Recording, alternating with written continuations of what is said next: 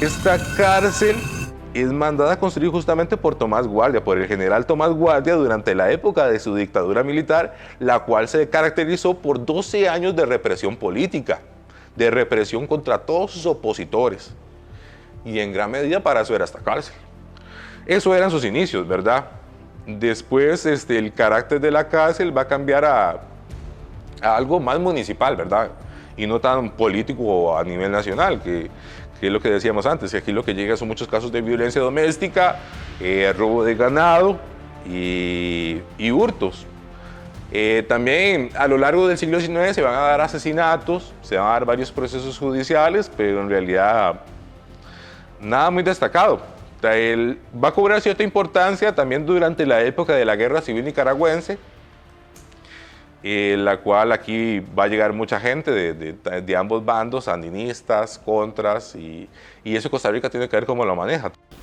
A mí me dijeron, ¿por qué no se mete a la Guardia Civil? Y yo decía, ¿cómo hago? Si yo no conozco ningún político ni nada. Fui a la comandancia, que era en ese tiempo el primer comandante era Walter Warner Saborío. Mucho me ayudó, mucho y le agradezco. Y me dice, tienes que traerme. ¿Usted fue del Partido de Unidad? Sí, claro. Yo trabajé para el Partido de Unidad. Una mentira piadosa. Yo no conocía ni la política, no sabía que era política, ni nada de esa cuestión. Me dice, váyase y consigue una carta con el primer diputado de aquí de La Juela, que era don Oscar Chavarría, el de la farmacia de Chavarría, que de Dios goce. Y le pedí una carta. Y yo, ¿cómo hacía? Si yo no conocía a don Oscar, pero llegué. Como dicen, haciendo la cara en tres picos, llegué y le dije a don Oscar, yo trabajé para el partido y ahora quiero meterme a la Guardia, pero necesito una carta suya para poder ingresar. Me dice, con mucho gusto, fue muy amable y me extendió una carta con eso. Me mandaron como aspirante a la Guardia Civil, sí, a San José a pasar un curso. Lo gané fácilmente y ingresé en agosto de 1966 a la Guardia. Guardias que eran muy respetados aquí en Alajuela, don Eulogio Cerdas, era el famoso cara cortada de aquí de Alajuela, pero era un guardia muy, muy recto en sus cosas. Para mí fue un gran amigo, un buen compañero, excelente. De él y otros compañeros, yo fui, como dicen, agarrando volados. Yo comencé jovencillo, a la edad de 23 años, comencé aquí a trabajar. El hecho de estar juntando borrachitos en la calle, cuando eso era más estricto, todo eso que no hubieran... Se respetaba un poco, yo creo, más la policía en ese tiempo. Cuando yo trabajaba aquí, esta puerta que vemos aquí, era un portón diferente a estos que hay ahorita. Se abría. Por eso me llamó la atención, hacía un rato donde se decía que la gente pasaba y vivía los reos. Era prohibido que la puerta estuviera. Después de esta había una puerta de madera, pegado aquí a estos barrotes. Estaban los barrotes, pero a veces dejaban la puerta abierta y se veían los reos aquí. Pasaban porque al frente, en esa puerta que sigue ahí, había una ventanita. Estaba el puerto afuera y estaba el puerto adentro. Y otro, éramos tres. El puerto adentro se rotaba con el que estaba aquí. Una hora teníamos que estar con los reclusos aquí adentro, dentro del patio, digamos.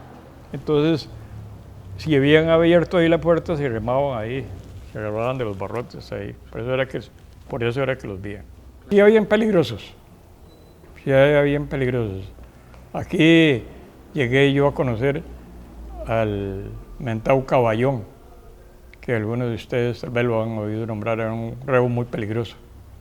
Y así otros, que incluso después de que salió de aquí, no sé, a mí me hablaban muy mal, era Delfín Calderón, que era otro bastante, que Dios lo tenga donde tiene que estar, pero no parecía que era una persona simpática al hablarle a él y todo, pero sí era maldosillo. En máxima seguridad eran muy pocos, que eran las celdas que habían aquí en esa puerta. Al fondo habían, si mal no recuerdo, 2 o 3 celdas pequeñitas. Era para máxima seguridad, pero era poco los que estaban ahí. Sí, bueno, el primer recuerdo que tengo era que al frente los policías caminaban de un lado para otro. Y ¿verdad? Yo creo que todavía era un remedio del ejército. Y también ahí al otro lado, yo los veía haciendo todos los ejercicios que ellos hacen, ¿verdad? Que taconean y levantan los pies con las piernas con una gran fuerza y perfectamente uniformados y le daban brillo a los zapatos y esas botas quedaban, pero hasta que se podía no ver. Y otro recuerdo que tengo es que venía un inspector cuando ellos terminaban de hacer la cama. Recuerdo que era de color, el verde olivo eso, el verde militar, y todos usaban catre. Y entonces tiraba una moneda. Y si la moneda rebotaba, la moneda tenía que rebotar. Porque si no, era un problema para el policía que había hecho la cama. Era una cosa impresionante ver la moneda porque ellos la tallaban al máximo, ¿verdad? Entonces, eso sí lo recuerdo, como también cuando venía aquí a ver a mi papá, que estaba haciendo alguna diligencia o algo por aquí, igual abrían la ventanita por ahí, no se me olvida ese sonido tan particular de una ventanita pequeña, pero ya me conocían, entonces algo gritaban como retén afuera. Yo nunca entendí qué significa retén afuera, pero gritaban retén afuera.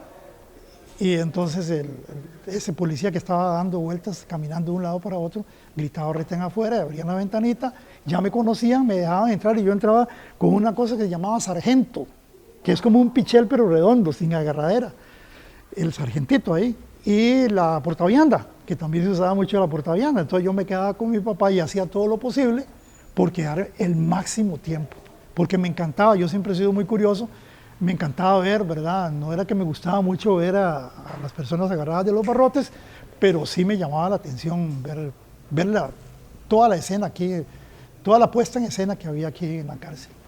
Y luego de ahí ver los rostros compungidos de las personas que estaban allí detrás de las rejas, que eso no ha sido, pues, nunca de agrado, creo que de nadie, ver a las personas ahí. La otra cosa muy particular era la disciplina, ¿verdad? Eran tan disciplinados porque me imagino que como venían del ejército, todavía quedaba como cuando uno frena un carro y se va resbalado, todavía los policías de ese tiempo habían quedado como si fueran militares. Era increíble verle los uniformes a esas personas. Las camisas bien talladitas, los pantalones, las fajas, todo, pero así. Y siempre el saludo ese, respetuoso, ¿va? La mano aquí, y a todo el mundo saludan, descanse, y, en fin, toda una disciplina. Eso es, creo, lo que más me llamaba la atención. Y había también 2 policías emblemáticos en ese tiempo, ¿verdad? Los nombres, había uno que tenía un nombre un poco extraño, Eulogio o algo así, le decían cara cortada. Era un señor alto, moreno, pucha, con una prestancia. Y había otro señor alto, pero era blanco, y le decían Casa de Alto, sí. Y el comandante de Julio Sánchez Camota, que era sumamente particular porque es de los hombres que más cuentos y más cosas creaba en el parque. Luego él fundó lo que se llama ahorita Lotes Sánchez, que al principio se le decía Lotes Camota, ¿sí? Lo recuerdo, era un hombre elegantísimo, casado con una profesora de la Escuela Ascensión Esquivel. Bueno, fíjese que cuando yo era pequeño, era niño, mi papá era el sastre de planta, ahí en el cuartel. Entonces, de repente a los policías los mandaban mucho a misiones y escaseaban. Entonces a mi papá le ponían uniforme y lo mandaban a la calle como un policía y muchas veces lo mandaban aquí a la cárcel a reforzar. Entonces, mi mamá le mandaba comidita y café, y yo venía, se lo dejaba y me quedaba tamaño rato con él. En una oportunidad le pregunté, papi, ¿por qué ese señor entra y sale, entra y sale, entra y sale y no tiene uniforme de policía? Entonces mi padre me dice, vea, a ese señor hubo un vecino que lo maltrató, lo maldijo, bueno, le hacía todas las negreguras que te puedes imaginar. Pero no fue un día, ni semana, fueron años. Y un día, con la cachimba aterrada, ese señor vino con su arma, le disparó y lo liquidó. Y de una vez se vino para acá y se entregó. Él no es un policía, él es un reo. Bueno, en ese tiempo se decía reo. Él es un reo o un preso con tanta confianza que es el que le hace los mandados a los policías. Y yo digo, y nunca se dejó el vuelto, como más de uno. Fíjese que como contaba, a veces hacía falta un peluquero aquí. Y entonces también mandaba a mi papá de peluquero. Mi papá era muy diestro con la tijera por sastre, pero con la navaja, esas navajas tan filosas de aquellos tiempos, jamás. Y en una oportunidad le tocó que venir a peluquear a uno de esos presos así, de esos, ¿verdad? De miedo, y lo cortó un poco en el cuello. Y claro, y no le sangraba, no le sanaba, no le cerraba la sangre, no le trancaba. Y mi papá se asustó y se puso pálido. Entonces el preso le dijo, tranquilo Enrique, tranquilo, dice. Más bien, ojalá me hubieras cortado la yugular, así me hubieras dejado libre para toda la vida de esta cárcel. Luego ya mi papá ya no trabajaba acá. Entonces volvió nuevamente al taller ahí en el Pasaje del Carmen. Y siempre llegaban los tenientes, los coroneles, los policías, todo el mundo llegaba a hacer su uniforme. A mí me llamaba la atención que aproximadamente cada 3 meses llegaba un señor bajito, de tez blanca, con unos modales finísimos. Y yo decía, ¿quién será este señor, verdad? Y se llegaba a la mañana y se iba hasta la pura tarde. Entonces, yo un día le dije a mi papá, ¿y este señor quién es? Me dice, vea, ese señor pertenece a una de las familias más importantes de Costa Rica, con un abolengo increíble. Pero lo desheredaron y lo desconocieron. Por alguna razón lo desheredaron y lo desconocieron, y tanto así que ni siquiera lo encarcelaron allá en San José con las influencias que tenían y lo mandaron a La Juela. Entonces, él es un preso que lo dejan salir cada 3 meses a darme una visita a mí, que fui el único amigo, porque yo me hice amigo de él cuando estábamos en la cárcel. Entonces eso es muy curioso porque se pueden imaginar, ¿verdad? Algunas cosas hoy se utilizan como esa, que la gente puede salir de vez en cuando, pero ya desde tiempo atrás, desde mediados del siglo pasado, ya se utilizaba esa técnica, ¿verdad? Claro, papá mismo estuvo preso en esta cárcel. Mi papá era opositor, cortesista, y era bastante activo. Y entonces lo metieron preso por unos pocos días. Después lo sacaron y desapareció. Yo imaginé que estaba con Orlich en el frente norte, que llamaban, ¿verdad? Pero no, estaba escondido en Tacares, en unos cañales, hay unos familiares. De ahí fue que salió. Eso es lo que me enteré después. Fue una decepción para mí, ¿verdad? Si no, me cuenta Cinia. La familia de Cinia era calderonista, mi esposa, Cinia Quesada. Y entonces ella cuenta que su papá estuvo preso, pero eso, bueno, recogían gente, se veía gente que la recogían por las calles, a los calderonistas más connotados y los metían presos, la cárcel la llenaron de gente, pero amenazas y cosas de ese tipo. Algún tipo de maltrato más psicológico que de otra cosa, ¿no? Les decían que los iban a fusilar y que...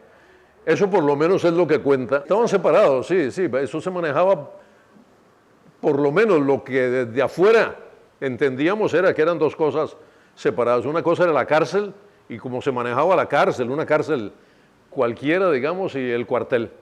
Eran como 2 cosas independientes. Entonces dispusimos marchar.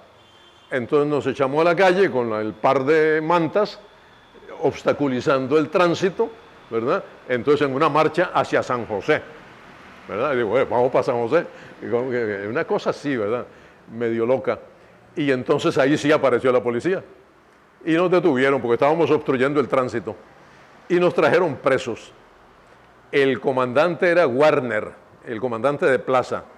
Y el subcomandante era un hombre, Fernández, el chino Fernández. Los nombres yo no los sé.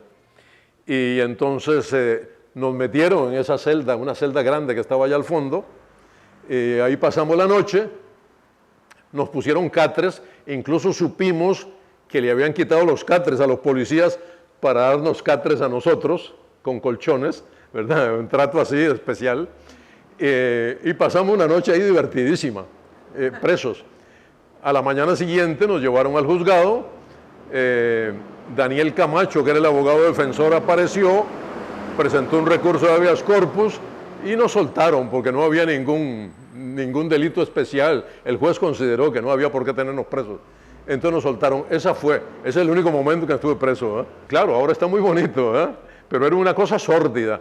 La cárcel era una cosa sórdida, incluso con... recuerdo un olor como a comida rancia, ¿verdad? Al entrar acá, eso era lo que había. La cocina estaba por aquí, creo, o el comedor. Entonces había un olor, un mal olor ahí. Posteriormente, ya, y entonces entramos a otra anécdota más compleja y más seria, estuvo preso acá Carlos Fonseca, el nicaragüense, dirigente principal del Frente Sandinista, que estaba aquí en Costa Rica.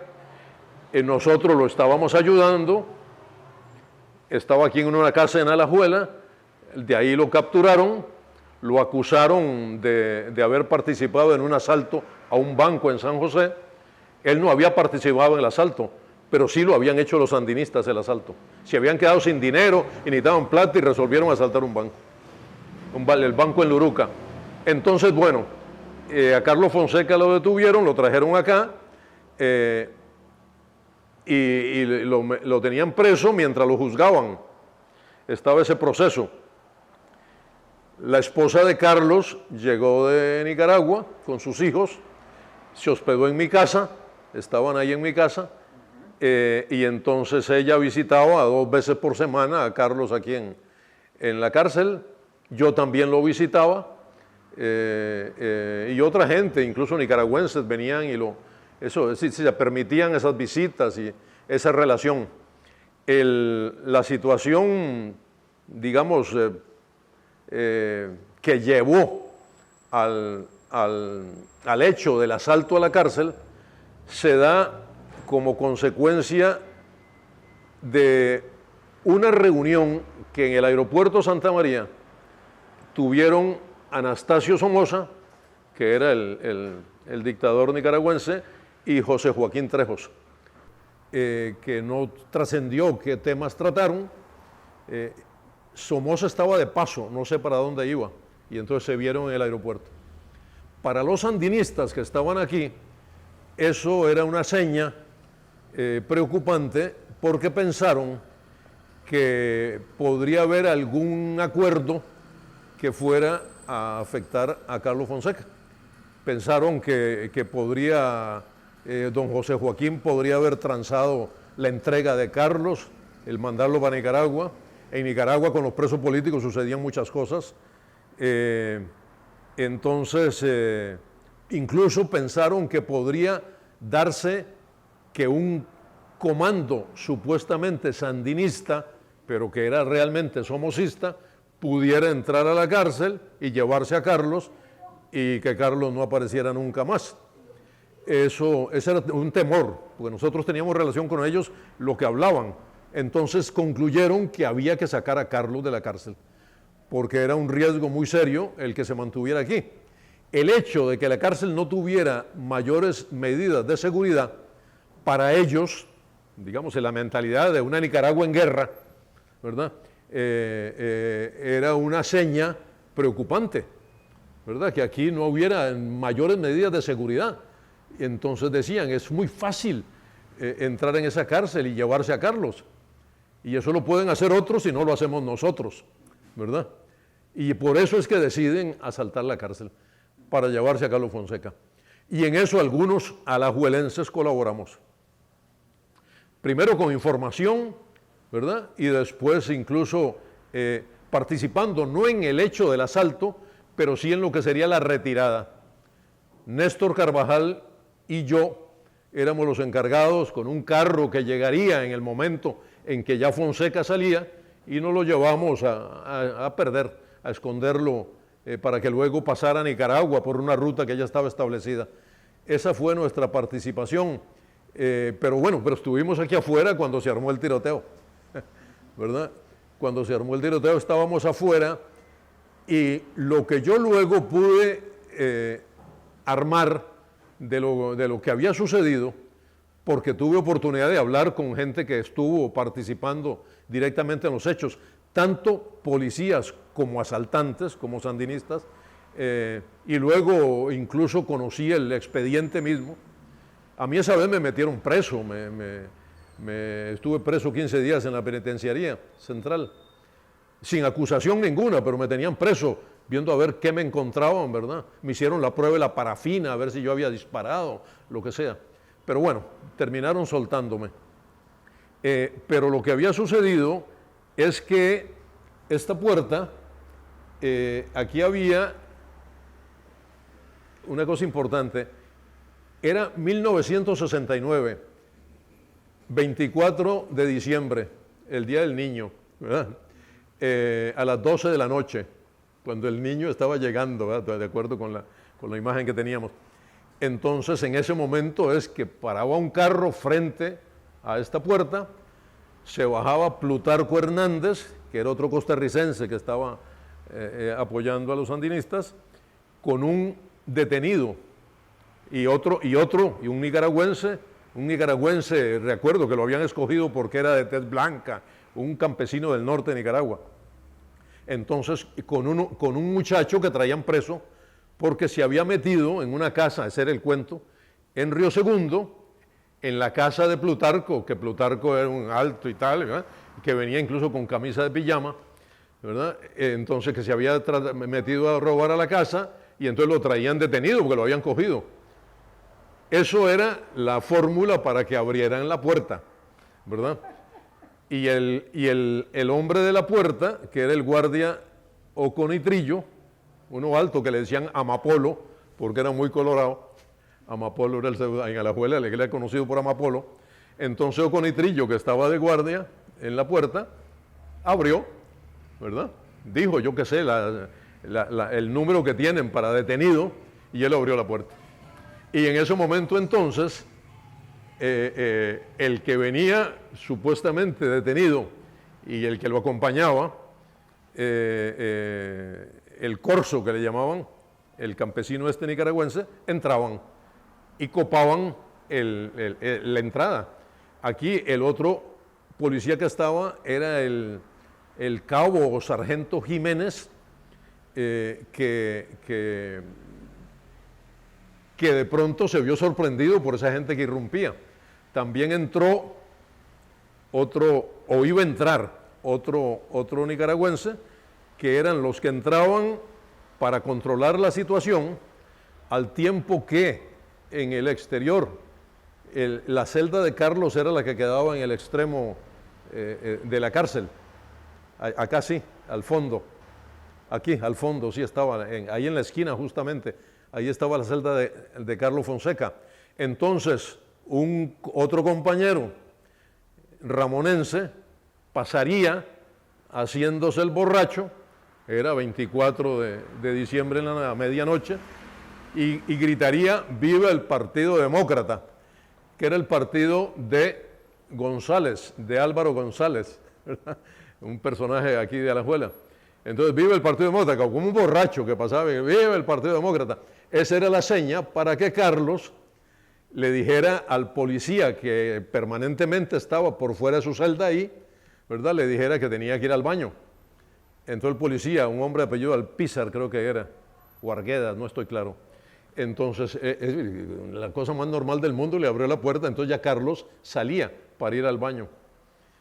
En ese momento, mientras eso sucede allá, digamos, todo funcionaba de acuerdo con el plan, y aquí el asunto era controlar la situación, sin disparar un tiro, ese era el plan, pero ese plan se trastoca porque uno de los que entra, el campesino, el corso, es un hombre, era un hombre muy temperamental, tenía una larga experiencia de guerra en Nicaragua, guerrillero de mucho tiempo, y este hombre no se controló.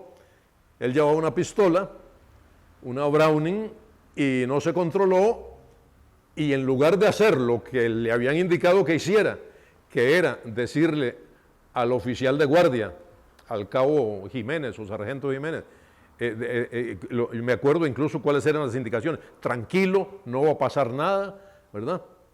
Claro, apuntándolo para controlarlo y tal, en lugar de hacer eso, le tiró. Entonces el cabo, ahí estaba la oficialía de guardia, digamos, se mete ahí a un escritorio donde tenía un revólver 38, que era, se mete ahí a coger el revólver para defenderse. Y ahí entonces le tira y el primer tiro se lo pegó en la mano, el segundo en el hígado, y ese fue el que lo mató al guardia Jiménez, que murió en esa circunstancia. Pero no solo tiró al guardia, sino que también comenzó a tirar tiros en todas direcciones. En ese momento, Humberto Ortega, que venía con una M3, armas que eran innecesarias para una cosa como lo que se iba a hacer, pero bueno, los nicaragüenses como que nunca entendieron que estaban asaltando un cuartel o una cárcel en Costa Rica, y ellos tenían la imagen de las cárceles en Nicaragua, ¿verdad? Donde todo el mundo andaba con un Garand y con ametralladoras y tal, ¿verdad? Ellos se desubicaron, es decir, no fueron capaces de entenderlo bien. Entonces Humberto venía a recibir a Carlos, que saldría, y Humberto recibió primero un balazo en el pecho y luego cuando él iba cayendo, otro balazo y dio vuelta, otro balazo en la espalda. Todos los balazos los tiró el Corso, ¿verdad? Que también hirió a Uconitrillo. Este Corso se volvió loco, digamos, murió en Nicaragua posteriormente, ¿verdad? También en una cosa que hizo, una locura. Y él fue el que hirió a todo el mundo. Digamos, él disparó, hirió. Carlos Fonseca salió en el momento en que Humberto Ortega caía, ¿verdad? Lo agarró, y el Carlos Fonseca, no sé cómo no le metió un tiro también a Carlos, lo agarró y lo sacó, ¿verdad? Al carro que estaba ahí, que Plutarco era el chofer de ese carro, Plutarco Hernández, que después fue embajador de Costa Rica en la Unión Soviética, y que esto y que el otro, hijo de don Abdenago Hernández, que había sido diputado, hermano, digamos, de Rafael Ángel Calderón, hermano por fuera, digamos, de Rafael Ángel Calderón, es decir, tenía esas relaciones. Entonces, lo mete al carro, a ese carro. Plutarco no conocía la ruta de escape segura por compartimentación, él no conocía eso lo conocíamos Néstor y yo, que estábamos ahí esperando que saliera Carlos para cogerlo en el carro y llevárnoslo. Y lo que vimos fue, bueno, primero el tiroteo, ¿verdad? Oconitrillo pasó a mi lado con un brazo descolgado, y él recibió Oconitrillo llegó al hospital caminando, ¿verdad? El guardia herido, y nosotros no supimos qué era lo que había pasado aquí adentro. Plutarco, que no conocía la ruta de escape, salió la ruta de escape, digamos, segura, que era la que teníamos nosotros. Plutarco salió en esta dirección por Desamparados hacia Santa Bárbara, y ahí Barba, Heredia, Santo Domingo, Moravia. En Moravia es que lo capturan. Lo capturan cuando van hacia el hospital, porque ahí ya Carlos Fonseca le dio a Plutarco la orden de que fueran al hospital, porque si no Humberto se moría, porque tenía una hemorragia muy grande, los dos pulmones tocados, ¿verdad? Entonces es en esas circunstancias que lo capturan. Nosotros, que estábamos aquí afuera, nos quedamos sorprendidos frente a aquello, porque aquí no tenía que pasar nada de eso, ¿verdad? Aquí no tenía que haber habido un tiro, no tenía que haber sucedido nada, ¿verdad? De acuerdo con el plan. Los imponderables de estas realidades, ¿verdad? Que son así. Entonces, nosotros nos retiramos por la ruta que teníamos que retirarnos, que era por San Antonio de Belén y Puente de Mulas. En Puente de Mulas es un puente que cruza el río Virilla, en un punto en que el río es angosto. Ahí no pasan carros. Yo creo que ese puente todavía está ahí, ¿verdad? Es un puente antiguo, muy antiguo. Por ahí pasaban las mulas que iban para Panamá, que contrabandeaban los alajuelenses, ¿verdad? Entonces, al otro lado nos esperaba otro carro. Nosotros dejamos el carro nuestro ahí, de este lado, pasamos a pie y cogíamos el otro carro y nos íbamos por Escazú. Eso era lo que tenía que haber sucedido, pero eso no fue así, digamos, Carlos no iba con nosotros. Y entonces, de ahí fuimos a parar, la gente se dispersaba, yo me quedaba en una casa en San José, que me habían invitado a una cena de Navidad, y ahí fue donde me capturaron, ¿verdad? Llegó la policía, pues yo tenía mi carro ahí frente a la casa esta, ahí me capturaron. Pero bueno, los hechos que se dieron acá, más allá de eso, es que Julián Roque, que era otro nicaragüense, que era el encargado de controlar el paseo León Cortés, este paseo que estaba al lado de la cárcel, con una M3, una metralleta de esas, también fue sorprendido por el tiroteo. y los carros que se van, y él se quedó en el aire, ¿verdad? Él no sabía qué hacer. Entonces él se retiró hacia el parque. Me voy de aquí, dijo. Llevaba la metralleta. Se retiró hacia el parque y se topó con el guardia que estaba en el parque, haciendo guardia en el parque esa noche, ¿verdad? Un guardia que no recuerdo el apellido de él, sí, físicamente un hombre pequeñito, que venía con un 38 en la mano, porque oyó la balacera y pensó que había que los presos estaban fugando, digámoslo, porque aquí había 100 y pico de presos comunes, sobre todo chicheros y gente así, ¿verdad?, metida en la cárcel. Uno de los planes era soltarlos, de manera que toda esa gente se fuera y se dispersara y que la policía tuviera las manos llenas recapturando presos, ¿verdad? Bueno, eso nunca sucedió. Entonces, Julián le dice al guarda, eso me lo cuenta Julián, guardia, no se meta, no se meta. Y el guardia le tiró. Es un hombre valiente, ¿no? Le tiró, ¿verdad? Cuando lo vio con la metralla, tiró. Entonces, Julián le hizo una ráfaga con la ametralladora a los pies y le dio en el dedo gordo del pie izquierdo, me acuerdo, así constaba en el expediente, ¿verdad? Y claro, el guardia cayó. Es decir, la M3 es una metralleta de calibre 45, es un calibre muy grueso, que un impacto es un impacto sí, aunque fuera en el dedo gordo del pie, ¿verdad? El guardia cayó. Y entonces Julián siguió en su fuga y la gente que estaba en el parque, los trasnochadores del parque, ese día, un 24 a medianoche, oyeron el tiroteo y se asustaron. Y la gente comenzó a irse. Entonces Julián se fue detrás de un fulano que caminaba rápidamente, porque dice, para alguna parte irá, y me voy con él, ¿verdad? Él iba, claro, con la chaqueta envolviendo la metralleta, para que no se le viera. Entonces, este muchacho que huía, yo no sé quién es, sé que era el hijo de un señor que era alcalde aquí en Alajuela, un señor Delgado, pero yo no me acuerdo el nombre de él, el apellido. Vivían allá por el arroyo. Entonces llegan en esta fuga, ¿verdad?, por el arroyo, y entonces Julián, eso me lo cuenta el nicaragüense Julián Roque, que era un poeta, que después murió también, un tipo, magnífica persona. Es decir, me cuenta que él ve un jeep estacionado frente a una casa, ahí cerca del arroyo, que decía Ministro de Agricultura.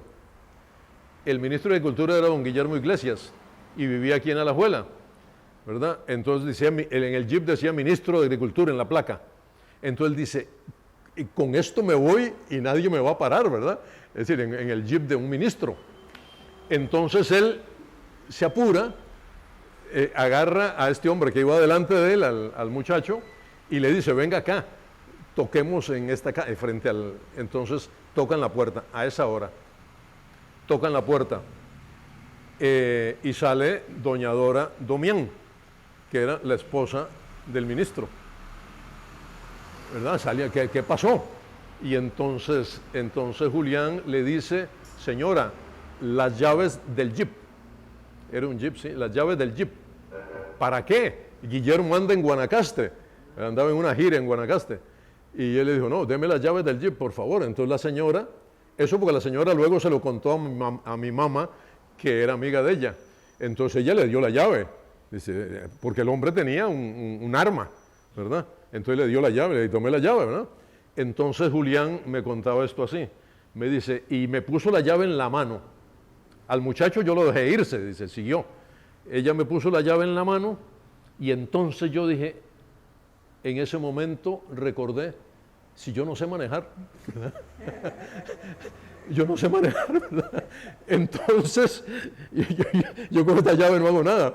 Entonces, no, señora, muchas gracias. Y le devolvió la llave. Todo eso lo contó doña Domián, que coincidía con la versión de Julián Roque. Entonces le devolvió la llave y Julián siguió corriendo, ¿eh?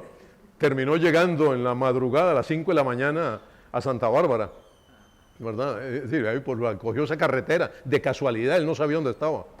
Ahí cogió un autobús de gente que viajaba a San José y se fue en ese autobús para San José. La otra situación que dentro de este drama, que era esto, porque hubo sangre e incluso muerte, fue de otros, el que venía como detenido, el que se estaba metiendo a robar en la casa de Plutarco, también salió herido en el tiroteo que armó el corso, que se llamaba Julián Rodríguez, el nicaragüense.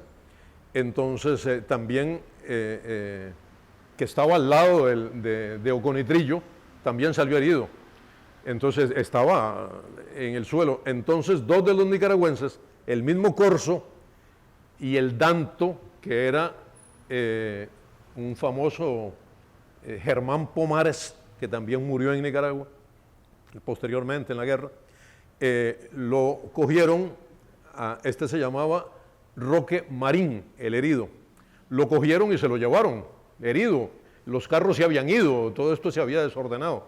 Entonces cogieron hacia el sur y frente a la biblioteca, cuando estaban al lado de lo que era la biblioteca de la ciudad, en la esquina esa, en la que había sido casa de don Tomás Guardia, en ese momento pasó una patrulla, la única patrulla que había en Alajuela, que la patrulla, alertada por el tiroteo, alguien había llamado diciendo que aquí estaba pasando algo, pasó la patrulla. Entonces los nicaragüenses dijeron, no, aquí ya se movilizó esto, entonces no podemos seguir con este herido, ¿para dónde vamos? Entonces lo dejaron ahí, dice, aquí lo recogerán seguramente y lo llevarán a curar.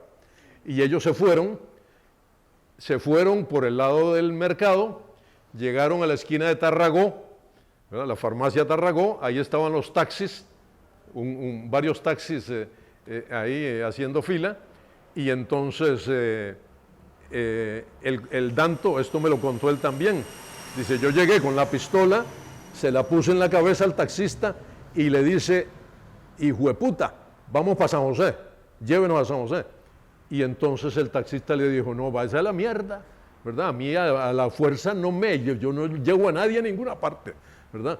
Es decir, de nuevo, la desubicación de los nicas con Costa Rica y del costarricense con los nicas, ¿verdad? No sabían de qué se trataba.